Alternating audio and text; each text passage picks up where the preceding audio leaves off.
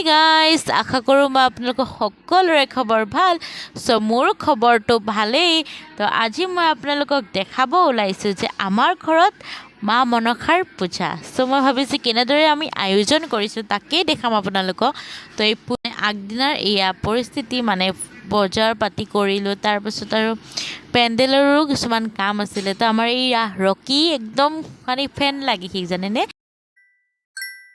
তো next day এয়া পূজাৰ যা যোগাৰ কৰি আছিলোঁ। পূজাৰ আৰম্ভণি হ'ব আৰু আমাৰ ঘৰত মা মনসাৰ পূজা হ'ব। তো সেইকাৰণে আৰু ভাবিছোঁ আপোনালোককো অলপমান দেখাওঁ।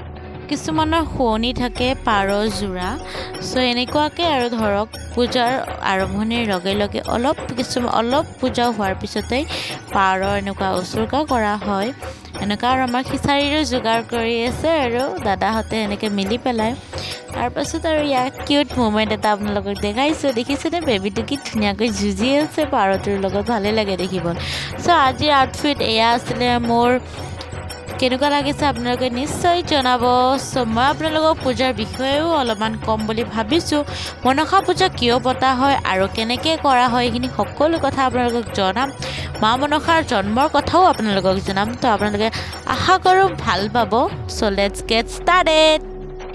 মা মনসাক পূজা কৰিলে কাল সৰ্পৰ দোষ খণ্ডন হয় আৰু মা মনসাৰ পূজা কৰিলে সদায় বাওঁহাতেৰে কৰা হয়। আৰু মা মনসা মা হ'ল সাপৰ ৰাণী, সাপৰ ৰাণী হয় মা মনসা মা।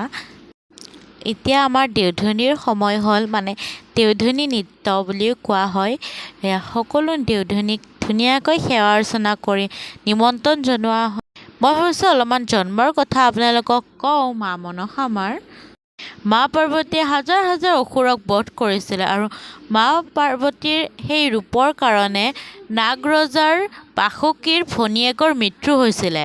ভনীয়েকৰ মৃত্যুৰ দুখ সহ্য কৰিব নোৱাৰি বাসুকীৰ বহুত দুখ লাগিছিলে। তেতিয়া ভগৱান শিৱই নিজৰ মস্তিষ্কৰ পৰা নিজৰ প্ৰভাদৰ পৰা এক কন্যা জন্ম দিছিল আৰু বাসুকীক ভনীয়েক হিচাপে অৰ্পণ কৰিছিলে।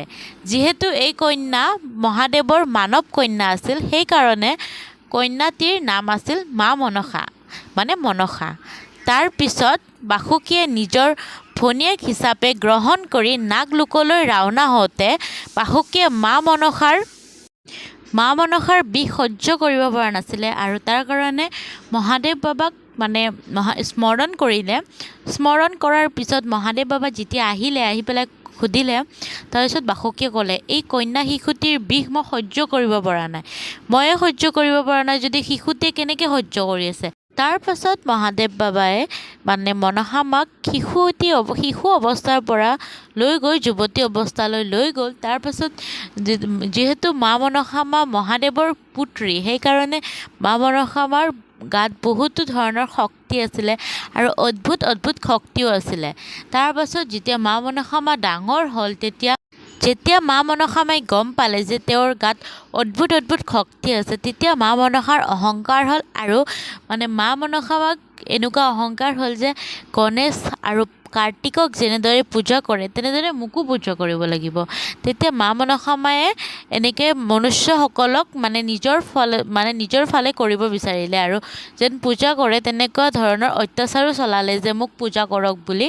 তো তেনেকুৱা অত্যাচাৰ চলোৱাৰ পাছত মা মনসা মাই যেতিয়া মহাদেৱ বাবাই গম পালে, তেতিয়া মা মনসা মাক মাতি পঠিয়ালে আৰু মা মনসা মাক ক'লে, যেতিয়া তোমাক চন্দ্ৰধৰে পূজা কৰিব তেতিয়া তোমাক জগতৰ সকলো মানুহে পূজা কৰিব। তেতিয়া মা মনসা মায়ে চন্দ্ৰধৰক পূজা কৰাৰ কাৰণে জোৰ কৰিলে, বহুতো শাস্তি কৰিলে। তথাপিও চন্দ্ৰধৰে আছিল মহাদেৱ বাবাৰ ভক্ত, সেইকাৰণে মহাদেৱ বাবাক পূজা নকৰোঁ বুলি ক'লে। ইয়াৰ পিছৰখিনি লাহে লাহে কৈ আছোঁ। এতিয়া মই খিচাৰি খাব ল'লোঁ। তো মোৰ ফ্ৰেণ্ডজনী মই এনেকৈ খিচাৰি খাবলৈ ল'লোঁ আৰু আপোনালোকেও কেনেকুৱা পাইছে জনাই থাকিব কমেণ্টত। আৰু এয়া মোৰ ফ্ৰেণ্ড। তাৰ পাছত মা মনসা মায়ে বহুতো চেষ্টা কৰাৰ ফলতো যেতিয়া চন্দ্ৰধৰে তেওঁৰ পূজা নকৰিলে, তেতিয়া মা মনসা মাই ক্ৰোধ হৈ তেওঁৰ 7টা পুতেকক বধ কৰিলে। বাসুকীৰ পত্নীয়ে যেতিয়া গম পালে, তেতিয়া মা মনসা মাক বহুতো প্ৰাৰ্থনা জনোৱালে আৰু তাৰপিছত মা মনসা মাৰো এটা বৰদান দিলে আৰু এটা সন্তানৰ জন্ম হ'ল। সেই সন্তানটিৰ নাম আছিল লক্ষীধৰ। লক্ষীধৰৰ যেতিয়া তাৰ পাছত লক্ষীধৰে বিয়াও কৰালে। বিয়া কৰোৱাৰ পিছতো চন্দ্ৰধৰে মা মনসামাক পূজা কৰিব মান্তি হোৱা নাছিলে। তেতিয়া মা মনসামাই ক্ৰোধতে লক্ষীধৰক বধ কৰিলে আৰু তাৰ পাছত মহাদেৱ বাবাই এই সকলো কথা গম পাই পেলাই তাৰপিছত মহাদেৱ বাবাই মনসামাক মাতি পঠিয়ালে আৰু ক'লে যে মহাদেৱ বাবাই যেতিয়া এই সকলো কথা গম পালে তেতিয়া লক্ষীধৰক জীৱিত কৰিবৰ কাৰণে মা মনসামাক ক'লে। তেতিয়া মা মনসামাই লক্ষীধৰক জীৱিত কৰিব নোৱাৰিলে। তেতিয়া তাৰ পাছত মা মনসামাই নিজৰ ভুলটো স্বীকাৰ কৰিলে আৰু মহাদেৱ বাবাকো ক্ষমা খুজিলে। মহাদেৱ বাবাক ক্ষমা খোজাৰ পিছত মহাদেৱ বাবাই তেওঁৰ চন্দ্ৰধৰৰ 7টা পুতেককো জীৱিত কৰিলে আৰু লক্ষীধৰকো জীৱিত কৰিলে। তাৰ পাছত মহাদেৱ বাবাই ক'লে যে চন্দ্ৰধৰক ক'লে যে মা মনসামাক পূজা কৰাৰ কথা ক'লে। তাৰপিছত তেতিয়াৰ পৰাই মা মনসামাৰ পূজা আৰম্ভ হ'ল আৰু মহাদেৱ বাবাও মা মনসামাক বৰদান দিলে যে সকলোৱে তেওঁক পূজা কৰিব, জগতৰ সকলো মানুহে তেওঁক পূজা কৰিব আৰু তেওঁক পূজা কৰিলে মনৰ যি মনেৰে ভাবে সকলো মনৰ কামনা পূৰণ হ'ব আৰু কাল সৰ্পৰ দোষো খণ্ডন হ'ব আৰু মা মনসামাক সাপৰ ৰাণী কৰিলে। তো এইখিনিয়ে আছিলে মা মনসাৰ ষ্টৰিটো।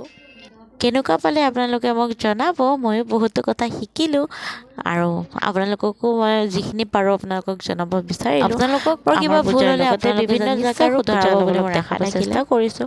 সেয়া আছিল কামাখ্যা, এয়া হ'ল দদৰাটো বহুত ডাঙৰ পূজা হয় আৰু দদৰাত যিবিলাক দেওধনী নৃত্য কৰে সেইবিলাকৰ ঘৰৰ সন্মুখত এগুছি ডাঙৰ চাকি জ্বলোৱা হয়। লাইক, শ্বেয়াৰ, ছাবস্ক্ৰাইব কৰি দিব। Love you guys, bye bye.